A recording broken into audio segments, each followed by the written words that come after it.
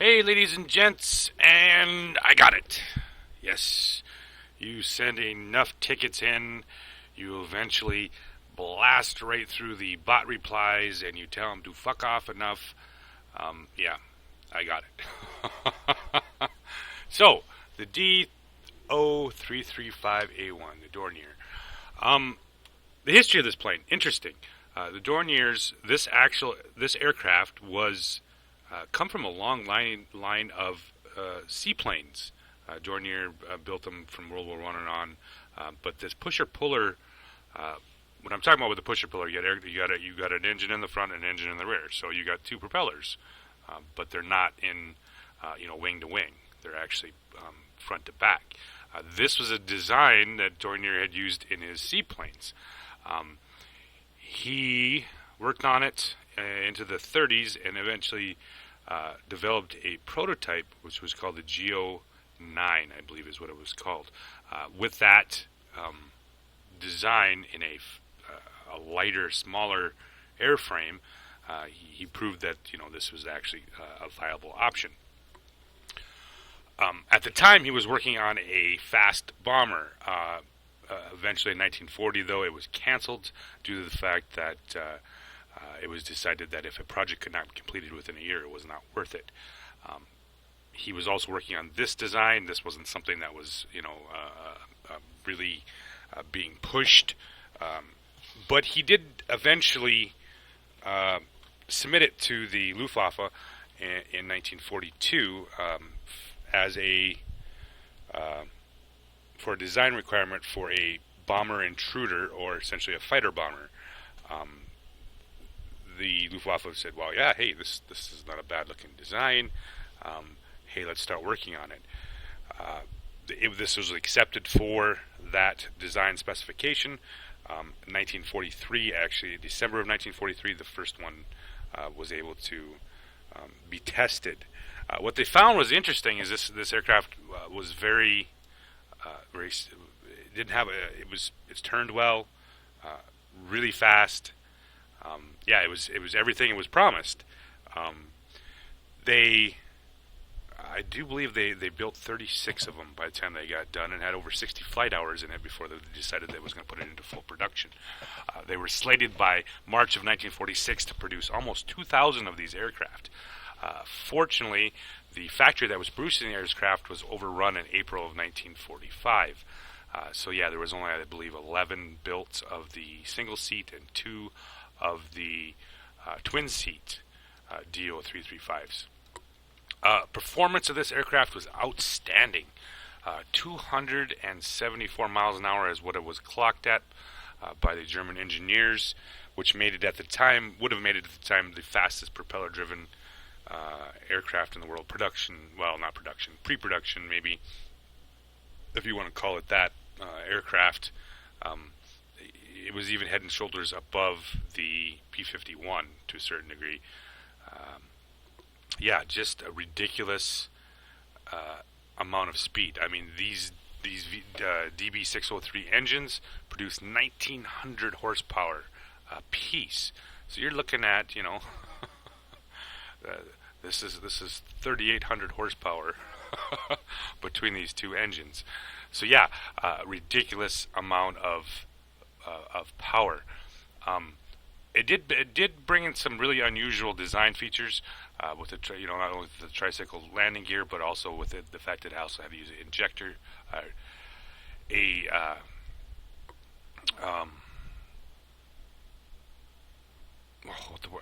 I'm totally totally drawing a blank on here. What I was just going to say,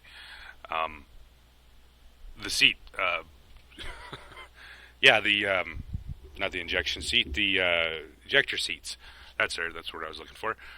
That was one of the initial design for this aircraft because of of the way that it was designed. It was actually, if in case that the pilot had to eject with the ejector seat, that's the right word I'm looking for. This whole tail assembly would actually blow off the aircraft and allow the pilot to eject safely. With this unusual setup of the way this engine was, it actually had the front part here had a very similar to the Focke-Wulf, and the rear was an engine scoop, kind of similar to the P-51. So it was a very interesting aircraft. It was actually a very large aircraft. Like I said, this was developed as a fighter bomber. Once the Luftwaffe saw how it performed, it was transitioned into a night fighter. It was definitely advanced for its time. At the end of World War II, it was probably the most advanced propeller-driven aircraft in the world, and it probably would have given even the jet fighters at the time a run for its money. So what do we get in game here? Well, we get, of course, the DB603 engines, Do-335 A-1 frames, and two 15 millimeters, and two 30 millimeters, and it carries four 250 kilogram bombs. Which these bombs on this fighter are very good. You can destroy most ground targets, most small ground targets with one, most medium sized with two, and you can take the big ones out with all four. So this carries a substantial amount of ordnance when it comes at least to the bomb part of it. The 30 millimeter and the 215 millimeters don't heat up real quick, so you get a lot of firepower out there relatively quickly. And of course, you can look at here, say for the altitude performance, is ridiculous. We're talking, optimum altitude is 2,500 meters. Let's put that in perspective. How much everybody hates, and you'll see in the videos what I'm talking about. Let's put that in with, say, like the RB-17, with that of 82. Yeah, it is very close, actually identical to the RB-17. So this plane has the ability to reach up and touch these RB-17s, not in a good way either. So yeah, very interesting. High altitude, high airspeed, good guns, good bombs, decent survivability. The only thing, like I said, this is a heavy fighter though, is of course the maneuverability. But if you're worried about the maneuverability, like I said, you just tip her over and down she goes. This is a great bomber hunter.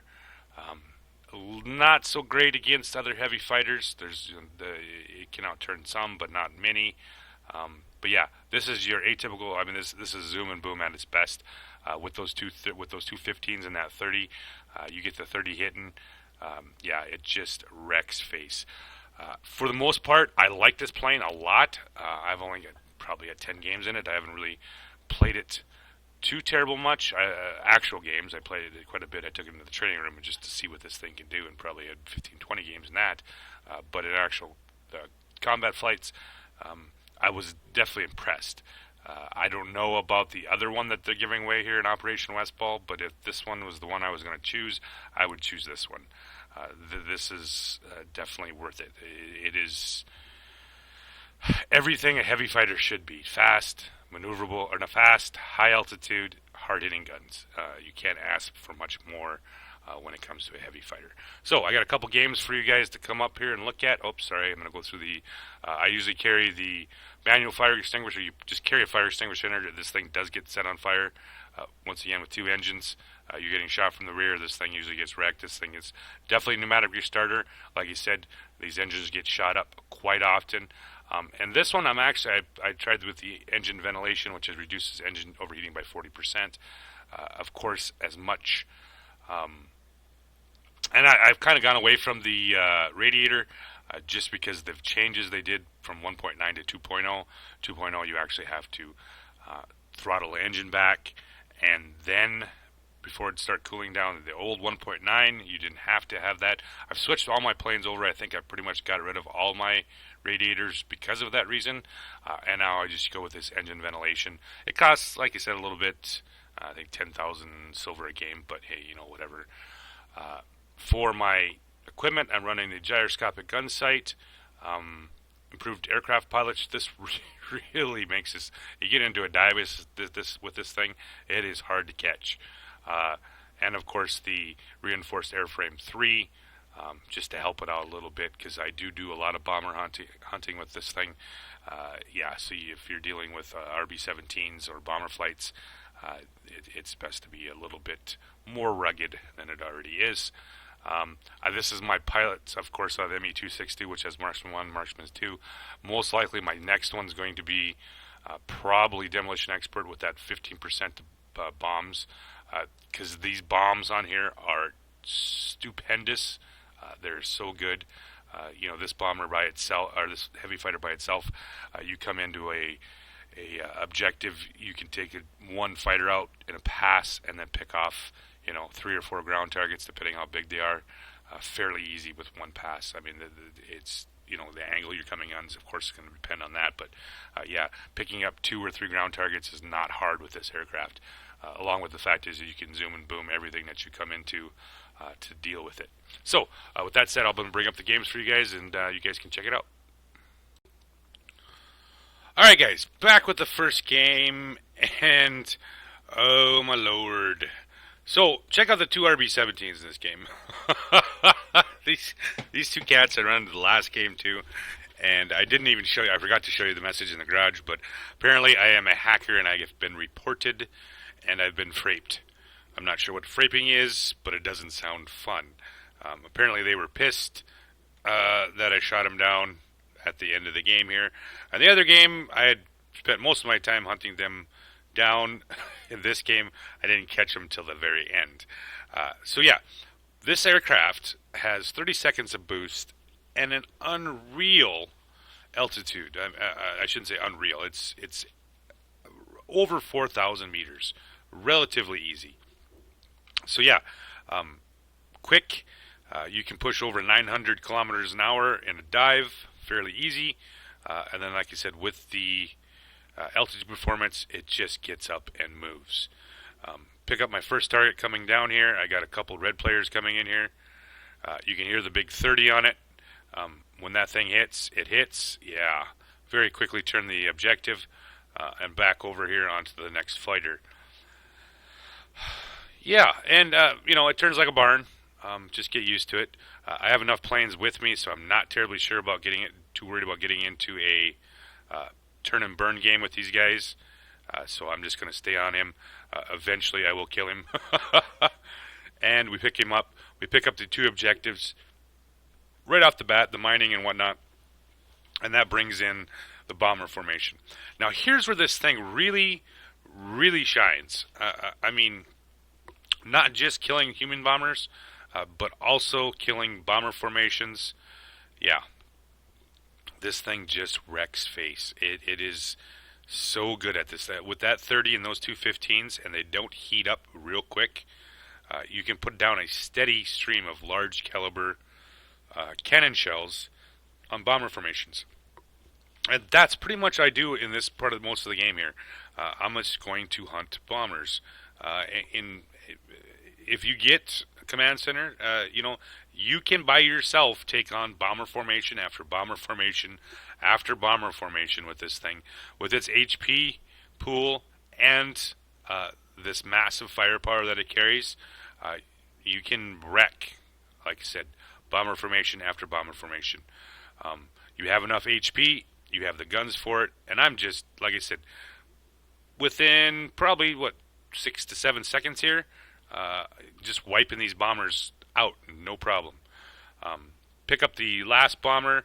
Now I'm turning around here, and I would normally, at this point, think about doing a little bit of, going some objectives here, but I have nobody at all interested in dealing with that bomber formations. Even the fighter that's coming in out of the respawn is not interested in that.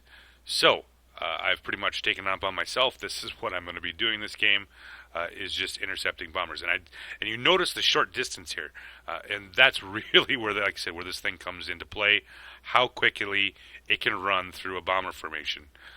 Pick up the first one, take almost all of his HP off except for, just a little bit. Pull around, let's see if we can pick up the other bomber.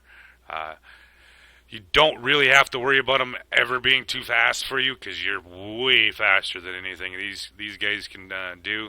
Pull through another set of 5 bombers, just eating them up.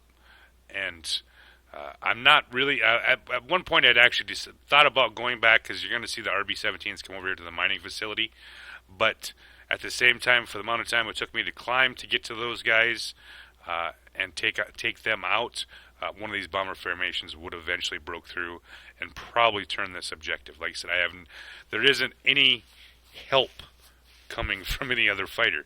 So, and if you have this in game, I mean, you, like I said, you can literally take on bomber formations by yourself and just and simply keep them out of the, keep them from being a threat to your objectives by yourself. I mean, that's essentially what a heavy fighter should be doing anyway. But yeah, with this firepower, it is so easy to burn through fighter formations. I'm taking off big numbers here and not even really heating up the guns that much. So we'll pull back around. Got the last bomber. He's almost dead. Put a couple more rounds into him. Pull around here. And that big 30, when it's hitting, it just eats the bombers. So pull him off. And like I said, there's several times right here I was so tempted to say, you know what, I'm going to go and I need to help at that objective over there. But it's hard to, like I said, pull that off when you're dealing with this many bomber formations. Because we never do take the command center from them. So I just simply have to deal with bomber formation after bomber formation. I got a heavy fighter down below, but I'm trying to get, once again, back into position to deal with the next bomber formation. Apparently that one doesn't want to go down. I probably should have shot it again. And I have, like I said, I have enough human pilots here to take care of a lot of this. So I'm just playing the bomber suppression, and this thing excels at it. And you'll see in here a little bit what I'm talking about, even with the RB-17s, to dealing with them at altitude is not a problem with this thing. We have pretty much the same altitude performance. So yeah, it doesn't take much to get up there. And with the 1,000-meter range of that 30 millimeter, you're going to start picking them up. Even if you can't quite get up that high, you just start, like I said, 1,000 meters. And you can start seeing that 30 millimeter hit, and it does quite a number on those aircraft. Picking up some big, nice combat points here. They're doing a nice job of keeping the mining sector from getting flipped, and I'm not as worried as I was before. At some points, like I said, they had it down to just where it needed one more set of bombs to do it. But you know what? Those RB-17s are so high up there, they're not able to do a real finesse job of. I've seen RB-17 pilots do a much better job of wrecking wrecking anything. They get a little bit lower, but those guys are flying at 4,000 meters plus, so they're having a little bit of trouble flipping that objective, which is okay with me because we're in it for the win here, guys. So we're up to 690. This has pretty much been a rout. They haven't really had a chance to take this objective from the fact that we've had some really good plays here from the human pilots, and like I said, trying to keep this bomber force, these continuous bombers coming in here, and try to keep them suppressed does a little bit, definitely helps. Would I always play it like this? No. This is just one of those situations where it works out really well for this aircraft, and the fact that it's a heavy fighter with some very nice guns, it works well for this this gameplay. Lose my pilot, and now it's going to be a little bit more difficult. Wounded pilots can't hit shit, or I don't know if he's wounded or dead. Wargaming World, he's probably dead. He hasn't been revived yet.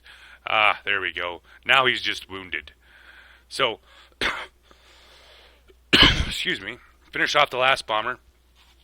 And there's my friendly neighborhood RB-17s. These guys are not really. This is probably the moment right here that he decided that he needed to message me after the game and report me to get me banned. I'm not sure. Maybe he hasn't seen one of these deals. But yeah, straight up 4,000 meters, no problem. I wish I would have had a little bit more time to finish that guy off, but I didn't. But yeah, that's unbelievable. Nice aircraft. So, I got one more game for you guys, and you guys can check it out there. Alright guys, back with the second game in the Do-335 A-1. It is a all tier 8 match up. Of course, there's always a flight on the other side because it's above 8 or above 7. Head into the garrison. I'm going to let the other ones fight over that center objective. Headed here because I don't really want to get the garrison and of course pick up the airbase right off the bat. There's going to be a Royal Rumble in the center, so it's going to take a little while, hopefully, and see what we can do here. So altitude up, pick up the ME-410, put a couple rounds at him, miss him completely, pick up the next one, put a quick shell into him, still don't quite got him, pull back over there and pick up the ME-410 coming back around.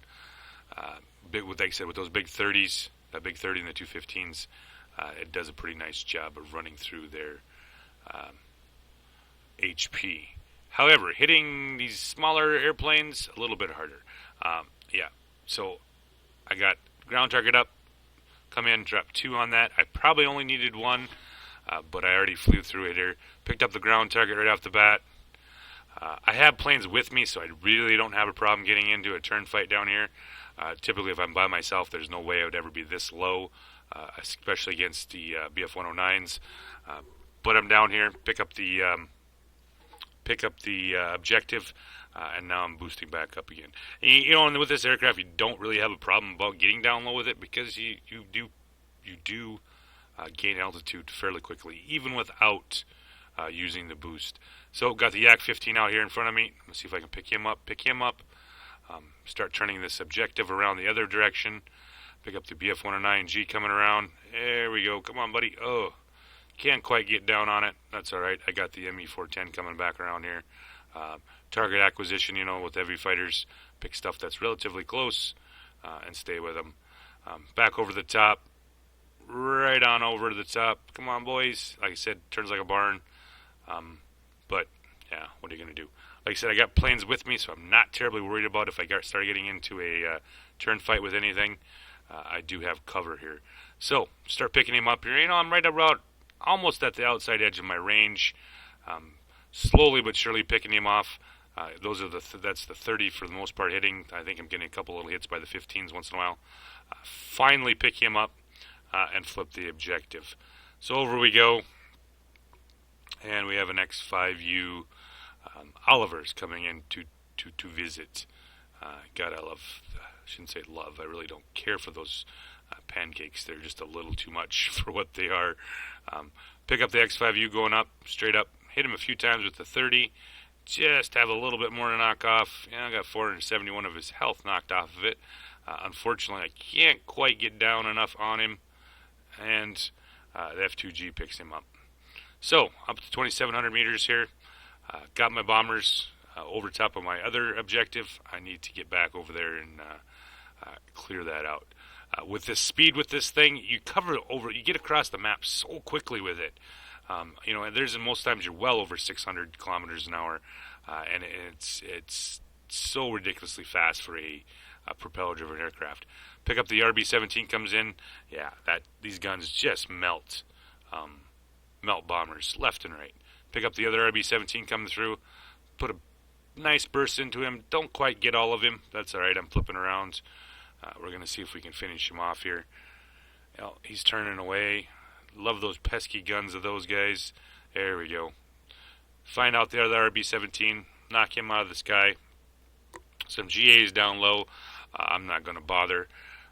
These, like I said, Tier 8, this is, of course, mostly high altitude anyway, because if you're not going down there unless you absolutely have to, or unless you're in a light fighter. So, keep up my, start climbing a little bit here, slowly but surely, and pick up the ME-410 up on top. We'll see if we can knock him out quick. There isn't anything else up here but these 2 bots, so we're going to try to knock them out and see if we can get this objective turned back toward us. 1,000 meters, well, actually about 700, 600, we're starting to close the distance here. Of course, the closer you get, the better you the better aim you got. So flip back around here, pick up the other ME410, come in. Yeah, wasted right through him. And that's just about the time all of a sudden shit just shows up out of anywhere. There's Oliver back in the XF5U. I don't know if he was still pissed or what. Flip over, and of course, since my pilot's dead, I can't quite get around on him. So start pulling around on here. Pilot finally, wakes up, no longer dead. Pick up here on the X5U. Can't quite get him. I'm not going to try to keep turning and burn with him. I'm going to try to pick up this KI-94. He's on the one of my friendly's tails. Pick him up. And that X5U, of course, is right on my tail. Pull back over. We're up to 3,600 meters, pretty much over with. I didn't have really big hope of getting back around on him, but hey, you know what? So in this video, like I said, I'm trying to kind of showing you what this thing can do, not just with altitude and knocking out bombers and all that stuff. The ability to take out even the light fighters with the zoom and boom, and the fact that, like I said, it does have some ridiculously good bombs. So aim down here, see if I can pick up the C-Fang quick. Didn't quite get all of him. So back up again, still about 1,100, 1,200 meters. They pick up the RB-17, and now I look over here to the left, and I have a few baddies. Now we've been sitting pretty much 2 and 2 here. Their missile base has been working us over, and I'd really like to get that missile base back to try to get this game a little bit more even. They have 2 GAs and a bomber over a garrison, which is just about ready to get turned. Except for I'm just a little too far out. This missile base is probably a little bit more important to try to knock out here. Come in on the ME263 or ME410, knock him out, finish off the last bit of it, so we can get the cap. Unfortunately, just as I show up, a bunch of their heavy and light fighters just happen to be right underneath me. Shit. So turn around, we come back down. We'll see what the KI-194 is up to. I'm trying to get some rounds into him. I think I got him on fire. Put some more rounds into him. Almost got him dead. Didn't quite get it. And that's, of course, when the other heavy fighters all show up and decide that they need to shoot at me. Knock out my engine. You might as well get used to it. Make sure you have a pneumatic restarter with this thing, because you lose engines quite often. Pick up the XP-58. He's running the other direction. See if I can knock him out one more time. Yeah, slowly but surely. The guns don't heat up real quick on this, but hey, you know what it is. So, unfortunately, I die at squall line, or I died after the squall line. I should have just kept on that Japanese. I couldn't outturn him anyway, so I was probably going to be dead anyway. But screw it. It was time to finish it off. Luckily for me, we were actually both dead, me and the other human player. Luckily for us, our bots, we had left the game in a pretty nice position. We had the center objective. They were able to take the other airfield, so we were up 3-1, which puts us back on top.